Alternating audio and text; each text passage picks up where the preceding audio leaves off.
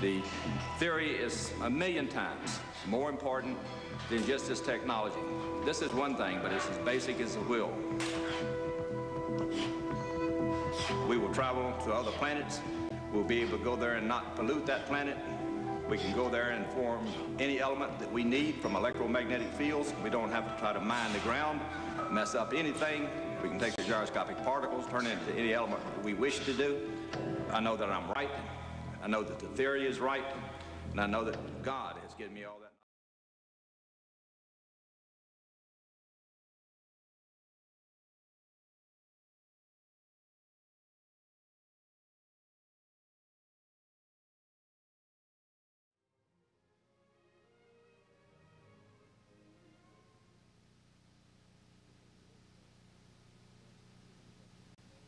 Hello, hello. This is The Hidden Truth, the TV talk show for the thinking American. My name is Aage, and I'm the host. Tonight, we are going to show you something that, under different circumstances, I think you probably could not believe. Let me lead you to the story by asking you this. How would you like to have a little device or a motor that you can put in your backyard, in your basement, or in your house? You connect it to the electric system in the house, or you plug it in the wall, and it will produce electricity enough for you to run your home without you putting any electricity or gasoline or anything into the motor. Well, it's really very simple. If you had a device like that, you wouldn't need the electric company anymore. In fact, you'd be totally independent. In fact, the electric company will send you a check every month instead of you paying them. Why am I saying something stupid like that? Well, it's not stupid. Because I have seen the evidence of the fact that, yes, there is such a motor. And tonight, you're going to see the evidence to that it is such a motor, and how you can get yourself one later on. Well, some of the sharpest scientists in the country, NASA scientists, university professors, individual scientists, they have studied this motor, made measurements and tests on it, and they have found out, yes, it does work. These can actually run your home, run your manufacturing plant. It can be put in cars, airplanes. It can be put in just about anything that needs power. Well, this is not the only invention that has been covered up by the status quo. I've been doing a lot of digging around in the Patent Bureau in Washington over the last several years, and I'm finding out that there's some enormously strange patents that have been granted. I have patents on flying saucers, anti-gravity systems. In fact, the earliest patent that I find that show you how to burn water in your automobile dates back to 1913. A more workable one was patented in 1930. Well, we haven't seen that one either. And of course, then we have Joseph Newman and his energy machine. Joseph Newman is with here tonight, and he is going to be talking about his energy machine and how it was developed, how it works, and what it can do for you. There's a phenomenal story behind this. And with no more undue talk here, I want to introduce Joseph Newman. Thank you for being on the show. Well, thank you, Aage, for having me. And this is the way that this technology gets out, as well as anything else that's been trying to be covered up by the power brokers who do exist. And this is something that I have given my life for the human race. I started on this in 1965. I believe that it's a gift from God Almighty through a mere servant of myself to humanity. And it's something that I've always been given the wisdom to know that it would totally change the world in a most beneficial way. Because if you give people an energy device that they can carry anywhere in the world, imagine young people growing up in such a world. They'll start new companies that you and I and other people living at this time won't even think of, because they can carry it anywhere in the world. They can travel to other solar systems by means of an energy device that will carry them throughout the universe. And I know the magnitude of what this is, and like I said, a lot of scientists that you had mentioned has verified my life's work. Over 30 reputable scientists came and tested the invention, put their reputation on the line. They were tried to be intimidated by the same power brokers. And it's through the people that this technology will come forward. And I appreciate very much that you've had me on so that people can see this for themselves. And like I had mentioned to you, I'd love to get the young people involved in this. And Max Planck paid the young people out there a very high compliment. And he made this statement: "In the advancement of new technology, it's not done by the old. They die away. It's the young who grow up familiar with it to bring it forward." Now, he was well read in history. Now, it's through the young people. This is your future. Yes. And it's you who will help me bring it forward. And if I can get the college here, which I think that based on what we were talking about, that we may be able to do this, if I can get the college here to test it, get the young people behind it, they can spread it across the world to all the other colleges. And that's the way that this technology will come forward, in a big, big, big way. And it's something that will change the world in a tremendously beneficial way. And it'll do more to bring world peace than all the kings and queens and politicians who've ever lived. Because it's easy to get a man to go to war if he looks at his children's eyes and he sees misery and he sees no hope. It's easy to get that man to go to war if he sees these other people over on this other side of this great sea or river or whatever, and they have plenty, yet they're not sharing, they're not helping. It's easy to get those groups of people to go to war. Now, if you make available to them an energy device that you can even mechanize everything, you don't fire people, what you do is have them work less hours. This is something I used to teach economics in college, and I know that there's a lot that the power brokers have done that is wrong. And if I get a chance, I got 2 pages in here I'd like to read. It's to young people before I leave here. And it'll inspire them, because it's written to do one thing for them, to make them believe in themselves, that anything they can imagine is probably possible by some means. And we have all of history that proves that. And if young people are so taught, they will change the world in a most beneficial way that we have not done. Well, we've done it in a very negative way. If people can be taught that way. Now, won't you ask me any question that you would like to ask me? Well, first of all, you, about a week ago, you sent me down a videotape, which was a couple hours worth of movie footage on there, or basically how this all have come about. It was extremely interested, and I did take an excerpt from that. We have a videotape that we will be running a little bit later on. Okay, great. Because there's some good stuff in it. I really think people need to see, which has also the how the original model looked like and so on. You also wrote a book here. Let me show this book. Okay. This is quite a volume. I was just looking at this before the show a little bit, and there's some things in here that Nikola Tesla would be envious about. And we will show you a phone number later on where you can get your hands on this book. This is some phenomenal stuff, so we'll show this later on also.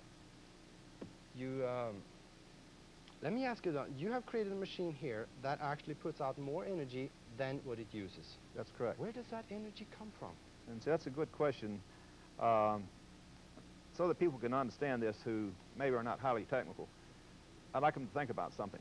For thousands of years, man had running water, and he could stand in it, and he could feel the pressure on it. And he could see it at times flood and tear down things. Yet it still took us thousands of years to ever put a water wheel in that moving water. Now, he could see the water. He could feel the water. Now, anyone who's ever played with a magnet when they were a child, and you were mystified by what you felt when they'd take a piece of iron and try to pull it out of your hand or pull the iron towards you, you sensed that there was something there, and you were correct. That is kinetic energy. It is literally a river of energy, just like a running river. It is Einstein's equation of E equals mc squared. This energy from a magnet, from an electromagnet, a permanent magnet, only appears when you get molecular alignment within that material. Now think about something. If you take heat energy and put it into that material, the molecules will become disaligned, the magnetic field goes back into the boundaries of the material, and man does not have access to it. So what is it? If it only appears when you get molecular alignment within that piece of mass, then it's obvious then the energy in the magnetic field must be the energy that makes up that mass from which it came. It is literally a river of energy. And what I have done is started on this in 1965. This book is a result of me taking years of study, research, experimentation, given a unified mechanical field theory. By the laws of a gyroscope, I explain many things in science, all the way to the wave and particle theory of light that has not been explained before. And then, and only then, that I applied for a patent in 1979. My patent attorney said, Joe, nobody's going to believe this unless you built it. I didn't build it because I was so certain that I was right, I didn't feel the need to build it. Then I built it, and it worked exactly as I said it would. In fact, Dr. Roger Hastings, one of the senior physicists for Sperry Univac, he had came to my home many times, and once he came in my house, and he said, Joe, I want to pay you a compliment. And I said, what for? He said, Joe, I'm well read. He said, you've done something that I have never seen done in science. And I said, what's that? He said, normally in science, you'll find that somebody comes up with a theory, and then years later, somebody will come up with a mechanical device that will prove that theory. Or either somebody will invent something that's some kind of mechanical device or chemical or whatever, then somebody will come up with a theory explaining that years later. He said, Joe, you did the exact opposite. You did the whole spectrum. You studied for years, you experimented for years, then and only then did you apply for a patent. You were so certain you were right, you didn't feel the need to build it. You built it after your patent attorney said nobody would believe you unless you did build it. And then it worked exactly as you said it would. And he said, Joe, I wanted to compliment you. And he's on that tape that you're going to show that talking about the magnitude of what this would do for humanity. Now, he had over 200 other scientists who worked for him under Sperry Univac. He was a senior physicist for Sperry Univac. Spent many, many, many hours testing this invention, many, many weeks, a week at a time. He'd come to my home in Mississippi and test this invention and see the magnitude of what it would do. And that's where this energy comes from. It is Einstein's equation of E equals mc squared. You're converting mass into energy on a 100% conversion process. This invention is not a result of an accidental discovery. It's a result of a dedicated effort on my part of my life from the time I was a young man, way back in 1965, to give something to humanity that would make the world a better place. And that's what's driven me. Actually, what you're saying is that we understand parts of Einstein's theory, but we don't understand the whole thing. And there's parts of that thing that can be applied in different ways, just like this one. That's correct. And see, Einstein was a very honest person. Now, he was a great mathematician, but he stated that he had no mechanical ability. He stated he was so unmechanical that he even states in his biography that he went to watch a man make a lens by hand because he was so mystified that someone could do this. Now, Einstein was very honest. Now, I'm exactly the opposite. I do not use high mathematics, but I must mechanically understand something before I will accept it. And that's what made me write this book. That's what made me understand the energy in our magnetic field was kinetic energy and to follow the laws of a gyroscope. Was my desire mechanically. And Schrodinger, who was back in Einstein's time, who was a great physicist, he stated that I, or someone like me, would do exactly what I've done. And the way he worded it was very eloquent. He said, for those people who consider themselves to be an optimist, for which I consider myself to be one, he said, a simple mechanical explanation will come forward that will replace all the mumbo-jumbo mathematics that now prevails our industry. Now, Einstein totally agreed with him. He believed a simple mechanical explanation will come forward. And that's what this is. And it may be interesting to the public as to why that I saw this so easy in 1965. What I had was that I had experience when I was 10 years of age. I was shooting ducks on a pond with a .22 rifle. And I used to climb down on my belly, and I'd aim at the head, so I'd either kill it or miss it clean.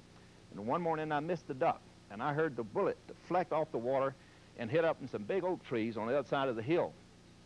I forgot about the ducks and shot at that spot on the pond about another 15 times, and then got up and walked around the pond, walked up the hill, and I could see a big spot about that big where it knocked the bark off this massive oak trees that was on our property.